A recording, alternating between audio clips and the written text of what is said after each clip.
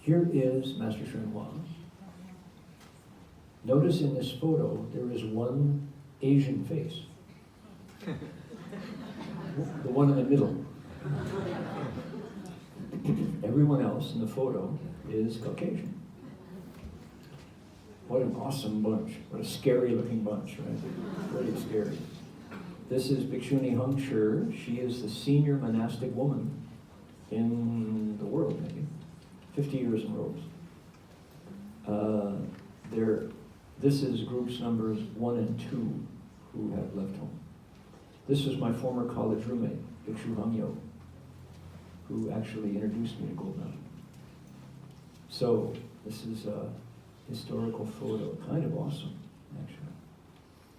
Now, we recently, in San Francisco last year, Master Hua was born in 1918, so we had 100 years, a centennial, bringing Dharma west.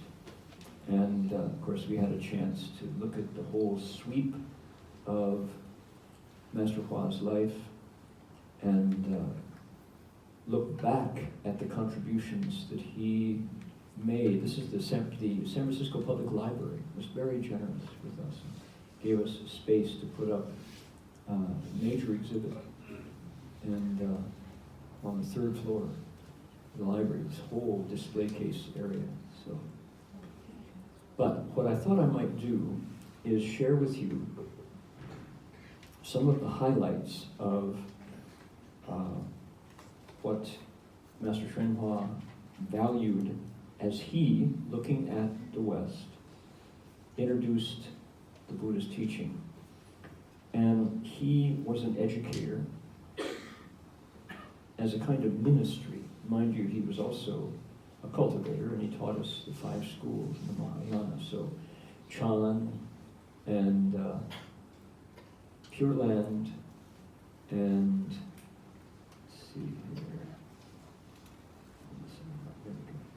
and also the Vinaya school, the teaching school. I mentioned how much he lectured, and then the secret school, mantras. Sangha Laity Training Program is our seminary.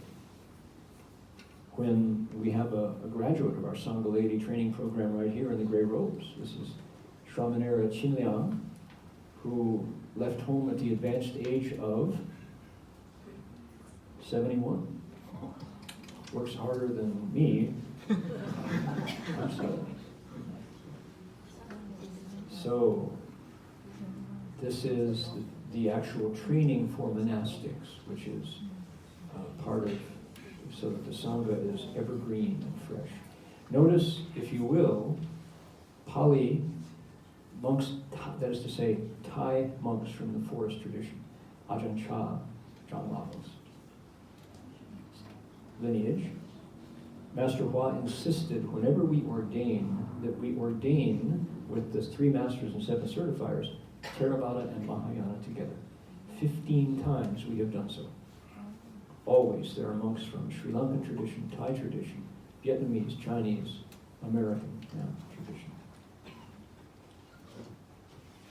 The Buddhist Text Translation Society is the publishing wing of DRBA, Dharma and Buddhist Association.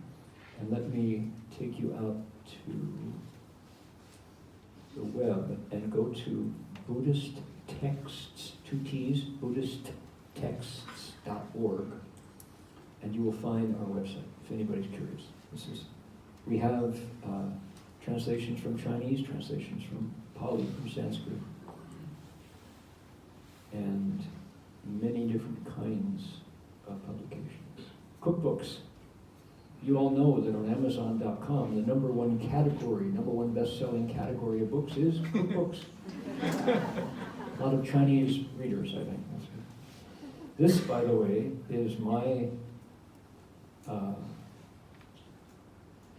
letters that I wrote to Master Shenhua during the pilgrimage, along with my colleague, Professor Verhoeven, Marty Verhoeven. Highway Dharma letters. 2 Buddhist pilgrims write to their teachers. And this has gone into a number of college classrooms. You can get it on your Kindle for $10. That's me. Okay, so Buddhist Text Translation Society, that's to say that's one of Master Hua's legacies. All of those sutras that he explained every single night without fail, we happily recorded and bit by bit translated. And now, interestingly enough, we are retranslating our prior translations. We were just in Singapore at the Jushiling, and we had a workshop on translation. And I was explaining to them Chinglish, which is what? It's English words pasted on top of Chinese syntax. And you get a very interesting hybrid language. People go, I guess the Buddha didn't really speak English, did he? And that's our failing, you know. And so now, translations that were published in the 80s, we are retranslating, going over them again, smoothing it out, realizing why. If you only know a certain amount of Buddha Dharma, if you only know a certain amount of Chinese, you try your best, you do what you can. And after absorbing it for 30 years and learning more and more Chinese, now we're, so it is a long, steady process. As I mentioned, Master Hua was a lifelong educator. He started his first free school in Manchuria at age 16 and did all the teaching himself because he was a farm kid, couldn't afford a tutor. And this was in the early years of the Mingguo, of the Republic period. So he made it important that education be available to deserving students. And it is not Buddhist education. It's Buddhist-inspired education. But Dharma Buddhist University is happily, fully accredited by the Western Association of Schools and Colleges, WASC. It is the accrediting board. This is our second year of staff retreats.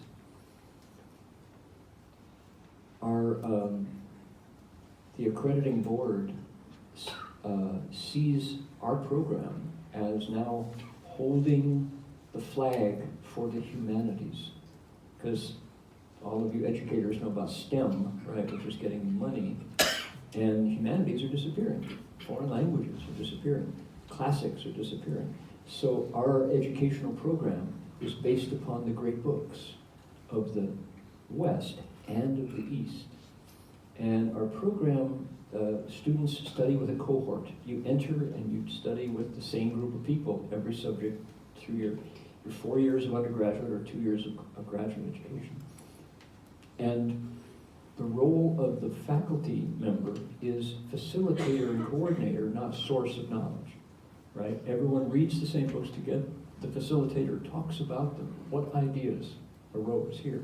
What does that do to your conceptions that you've been carrying before you were in? So, Dharma Realm Buddhist University, please do investigate DRBU. Radically free, radically responsible. Right? Complete freedom entails responsibility if you hope to be an educated person. Now, look at some of the activities of Dharma Realm Buddhist University. Who is this individual? This Bhikkhu Bodhi, the primary translator of Pali text, editor of the Pali Text Translation Society of Ceylon, right? He's coming to DRBU this year for a 2-week series in Abhidharma. How about that? We also practice as well as study, Guanyin session. And I will say, here, freedom is the goal of the liberal education. We do have fellowships and scholarship money for deserving students. So if you are interested, you want to go to drbu.edu.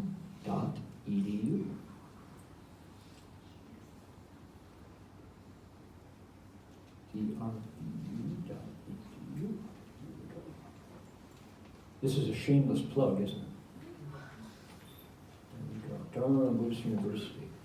Buddhist texts. BuddhistTexts.org.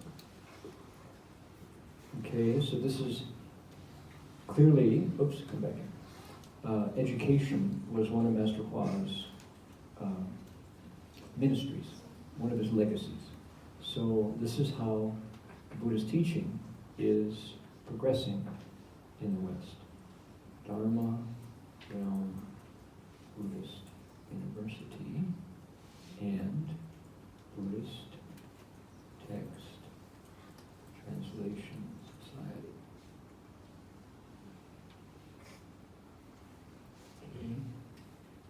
drbu.edu and BuddhistTexts.org. Okay, now, what else? We're actually kind of proud of this website. It's got a lot of stuff.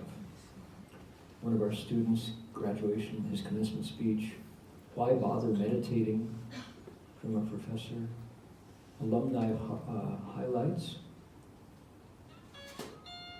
So, yeah. Okay, what else here? This is our educational outreach for people who don't want to enroll in a four-year program but still want access to the ideas of the Dharma. DRVU Extension. Here's Bhikkhu Bodhi talking to the lifelong learning, the elders. Shurangama Sutra Summer Retreat. Guanyin recitation. Irigare meets Nagarjuna. Anybody into French feminist theologians? Talking to Madhyamika. That's quite fascinating. Living the Practice, 2-month immersion. Adulting in the Dharma. Who's a good role model for growing up?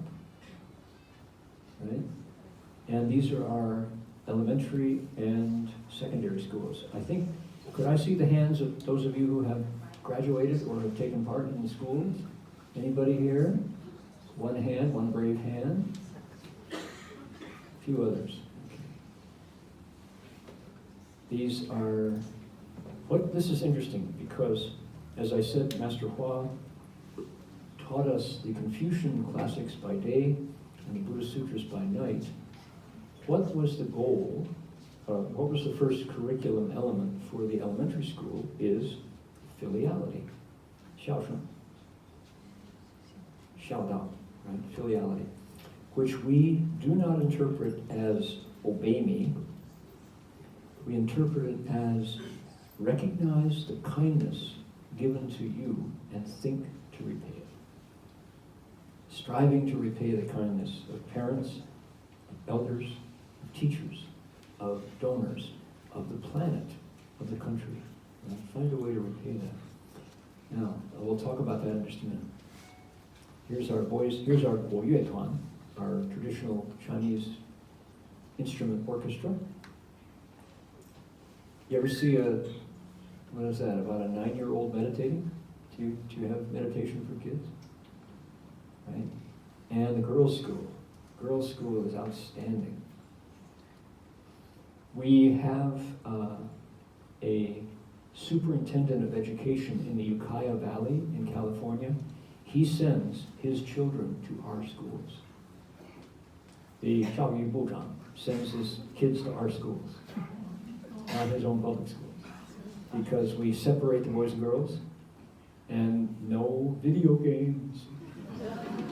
What? You ain't gonna get me there, man. I'm not. So, what about the fourth? So we have what? Ministries, legacies. We have setting up the Sangha, explaining what it means to be a Buddhist. Who is the Buddha? 2, translating sutras, explaining the Buddha's voice, letting the Buddha's voice be heard. 3, education. Starting with filiality, connecting to our roots as humans. And then 4 is interfaith. Now let me say a word about who is the Buddha. This is how Master Hua explained the Buddha, starting with the schools. He said, 学佛做人，人道尽佛道场. He said, we learn about the Buddha, but we practice being people. When we can become perfected human beings to the ultimate point, just that, is Buddha. Who is the Buddha? He's a perfected human being. In our tradition, we translate the Buddha as one, someone who is perfected in all the possible virtues, which means his nature has been uncovered. All of the attachments, all of the ignorance, all of the emotions, all of the wrong views, all of the afflictions, the klesha, have been scraped away so those virtues shine. It's a human who has been perfected. Now, it's interesting that Americans go for this because it's very democratic, it's very impartial, it's very fair, and the authority is in me, right? I do it myself. If you think of it this way, what do we have in our society already that resembles this description of the Buddha? They say, 师父临经门，修行在个人, right? The teacher brings you to the door, but you yourself have to go through. Who do we have in our society who's like that? A coach. Think about it, right? It's a very American description of the Buddha, right? A coach. What does the coach do? The coach says, okay, team, now just like we did it in practice, we got to get out there. We're going to go. Just use those plays that I taught you and, try your best. Oh, okay, that's all right. We'll pick him up. He'll be all right. Come on back here. Here, take a drink. Okay, get back out there and go, all right? Oh, you scored. Wonderful. Good for you. Excellent. Right? He doesn't carry the ball. He teaches you how and encourages you to go and do it. That's interesting, isn't it? That the Buddha is there helping us become the best possible person that we can be through cultivating our virtue. He's called a coach. So now, that's a very different approach.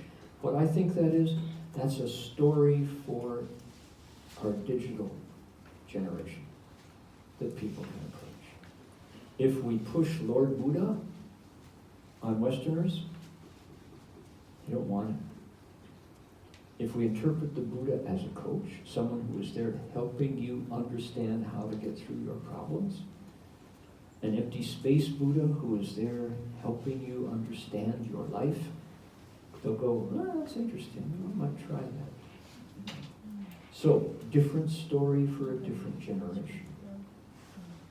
You can explain the old story, but if people don't pick it up, it's not their story. Right? So, interesting. Now, what am I telling you? Buddhism in the West.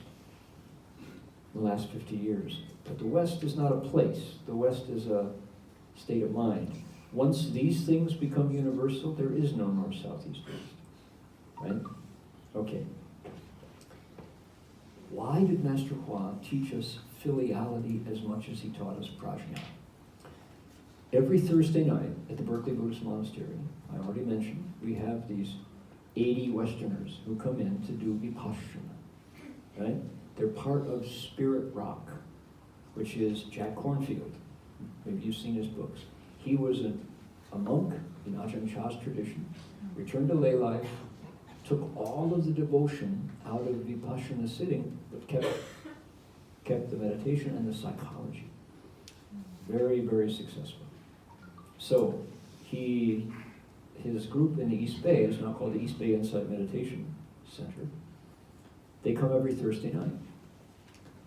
The teacher in the East Bay is called James Barrows, and James had to go away on retreat for 2 weeks. He asked me to teach. He asked me to fill in.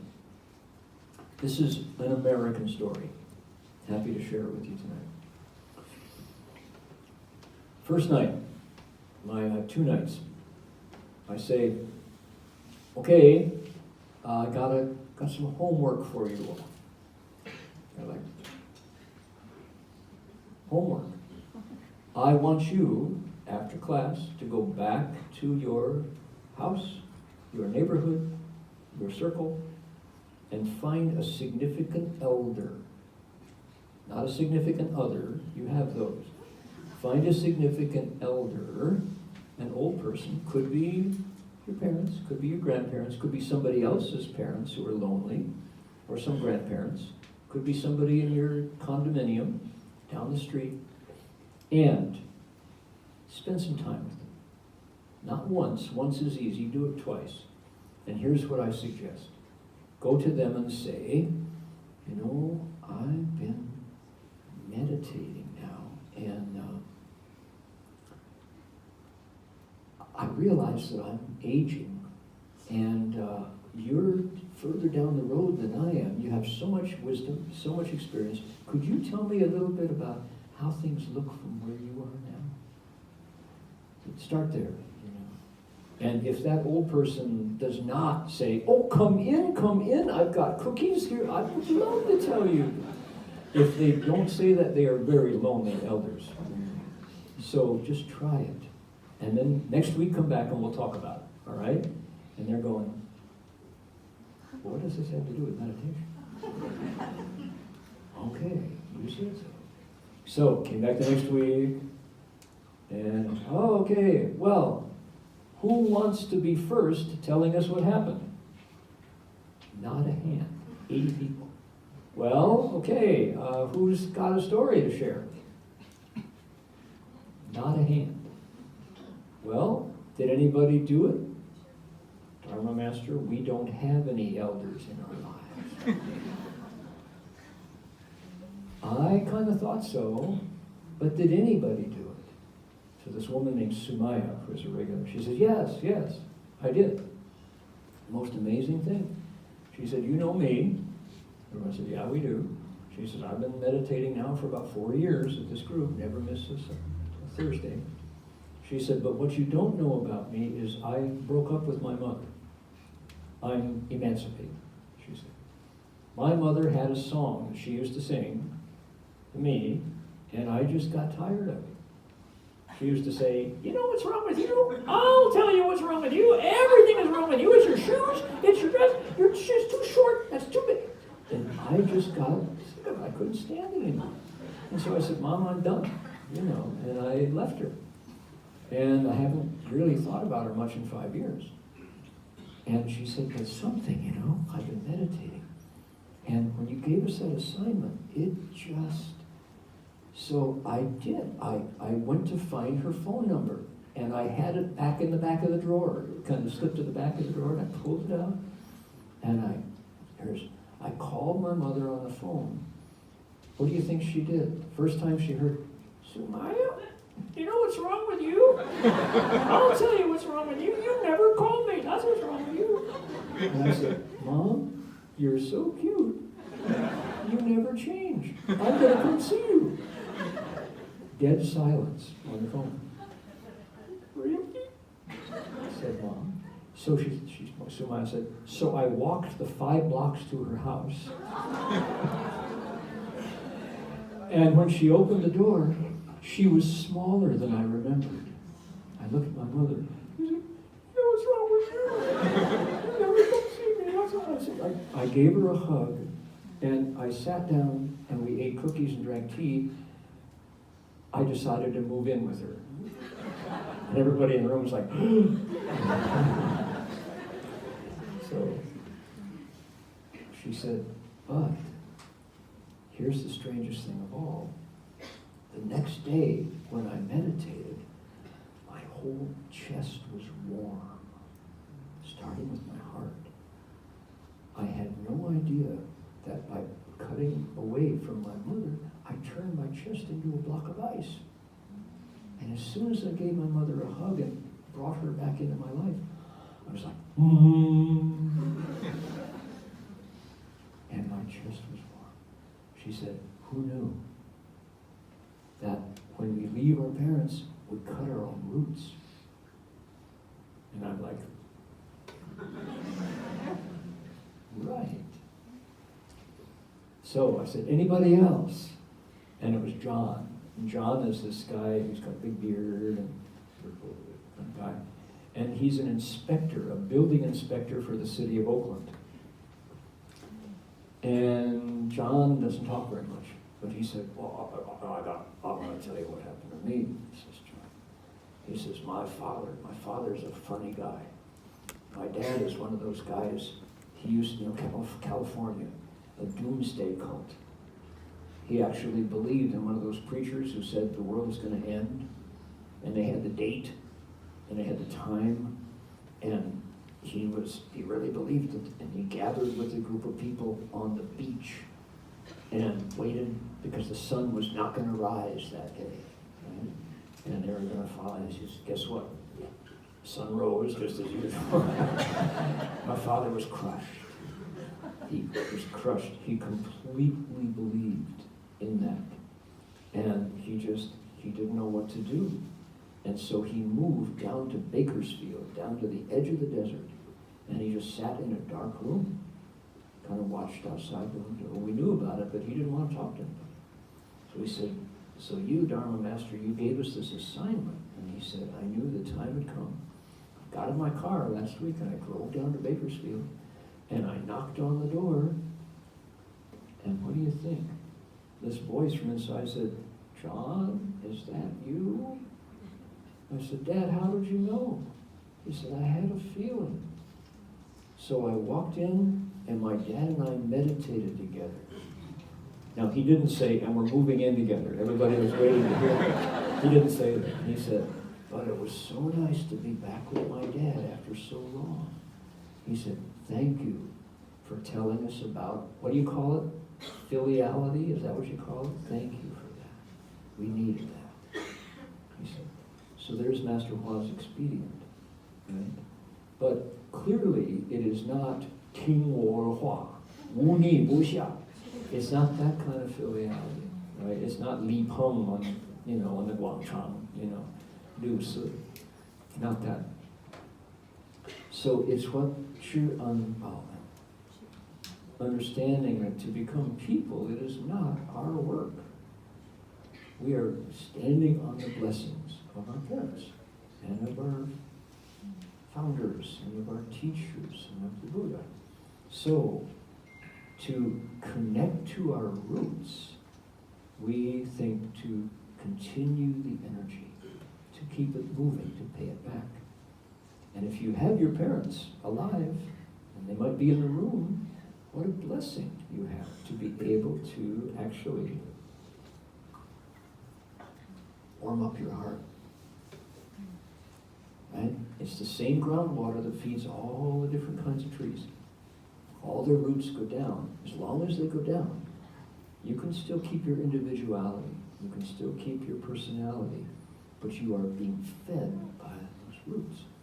And when it goes the other way, guess what? Every living thing is drinking from that same water, and we become something called Tong Ti Da Bei.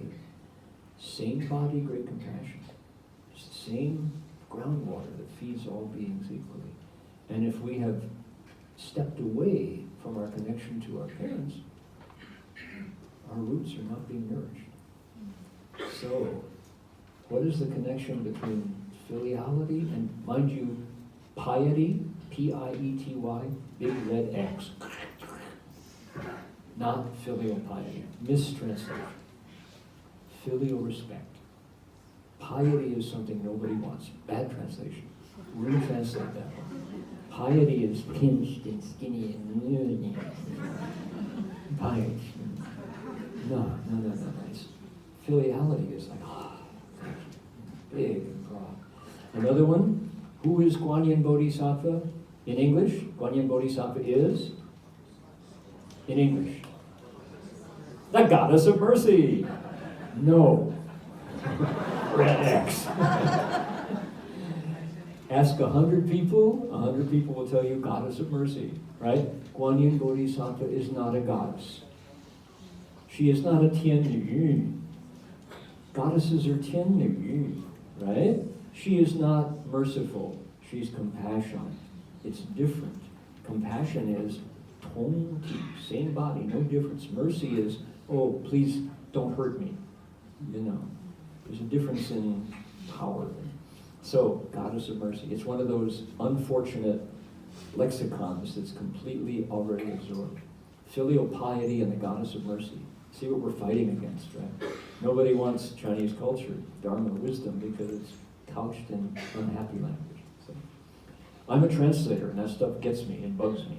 So okay. Ready for one more. You're all being so patient with me. Thank you so much. How do we spread the Dharma in the West? We have to tell the story in a way that makes sense to people before it becomes their story.